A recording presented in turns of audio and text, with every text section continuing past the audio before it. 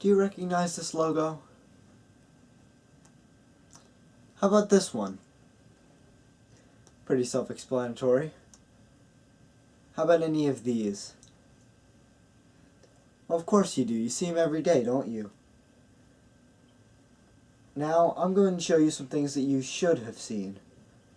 What social media site does this belong to? Oh, you don't know? Well, that's okay. How about this? Wait, you're telling me that you've registered for accounts on all of these websites, but never read the terms and conditions and the privacy policies? Oh, I get it. You see that big block of text and say, I don't have time for this. I need to leave troll comments on videos. Or, I feel the need to share with the world that I'm in the mood for a bindi. So you click agree. Just like that, you agree to all of those terms and conditions. Have you ever wondered exactly what you're agreeing to?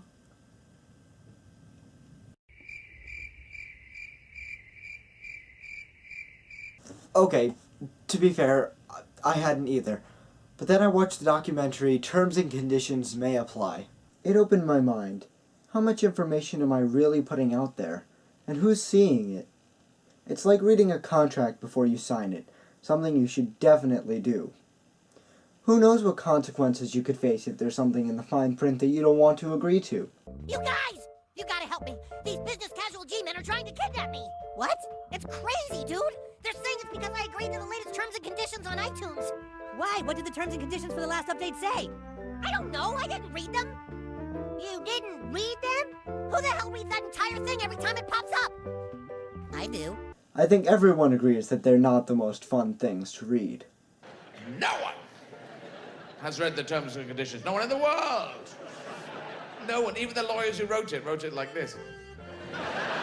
If you actually did read the terms for everything you agreed to in a year, it would take you a month to finish reading. That's a whole 180 hours. But you might want to. For example, a British video game retailer called GameStation added in their terms and conditions for 24 hours that anyone who ordered a product online was therefore granting GameStation their immortal soul. Needless to say, they reaped hundreds of souls that day. Of course, I get that they can be hard to understand. What the hell? Like, how do they know who you are? Yeah. Okay. There are these things called cookies, where, like, if you go to a site and buy something, it'll remember you and then create ads for other stuff you might want to buy. So it learns information about me? Seems like an invasion of privacy. But sometimes, companies like to pull some shady tricks. For example, Facebook once updated their terms without telling anyone, and it caused a mass uproar because Facebook defaulted all posts and informations to public to everyone. And then there's Google, who merged information about users from all of their services together to create complete profiles on them. Why did they do this, you might ask? Well, as Ron Swanson was learning about cookies, sites you visit store your information. This complex diagram shows the reason. Information is collected by companies on the left, which is sent along to the right to reach companies that can use that information to pander to your likings, showing you ads that might appeal to you, etc. This might have repercussions, though. A girl in Minneapolis had been receiving coupons for baby care supplies, and her father got outraged, assuming that Target was encouraging her daughter to get pregnant. Turns out, she was getting these coupons because she was buying baby care supplies. Target had learned that the teen was pregnant before her own father did. When the internet collects data, it's stored anonymously by the CIA. But by cross-checking from different information gatherers, it can be easily de-anonymized. De-anonymized? Whatever. You get the point.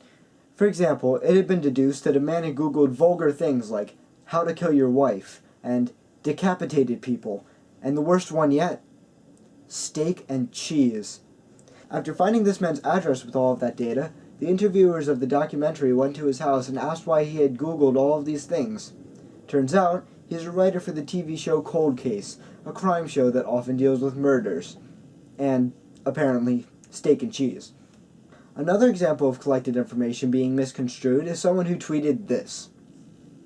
Apparently, this obviously joking tweet, I mean, look at it, he ends it with a kiss, was seen as a threat, And before this man's flight to America, he was taken to the interrogation room and, well, interrogated for hours, all because of a tweet.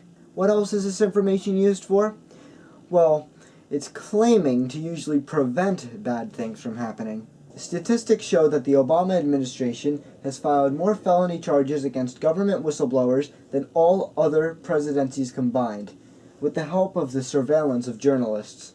Well, when you think of surveillance, you think of cameras, right? Well, it's gotten so much cheaper and easier to record and store large amounts of footage for a long time. Why aren't any civilians who are constantly being monitored doing anything about it? Well, as Frank Haidt, the CEO and lead hacker of Leviathan Security, says, if you put a frog in a pot of water and slowly start to boil it, it'll just die. It doesn't realize it's being boiled. That's just showing that people are becoming more and more comfortable with being watched, that they're not doing anything about it. There's one highly powerful person that the makers of this documentary paid a visit to. Someone that owns a huge source of information collection and distributing. Mark Zuckerberg. They waited outside his house until he finally showed himself. They started asking him questions like, do you think privacy still exists?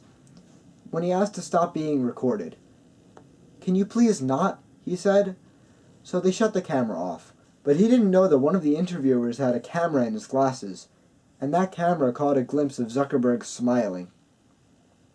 Smiling because the camera was off. Smiling because he didn't feel watched. How do you think he feels about each and every one of us being watched? The point is, the data collection that companies are doing to us is insane. It's an invasion of privacy disguised as a nuisance that no one bothers to pay any attention to.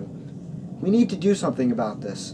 Be careful when you enter your personal information anywhere, because remember, terms and conditions may apply.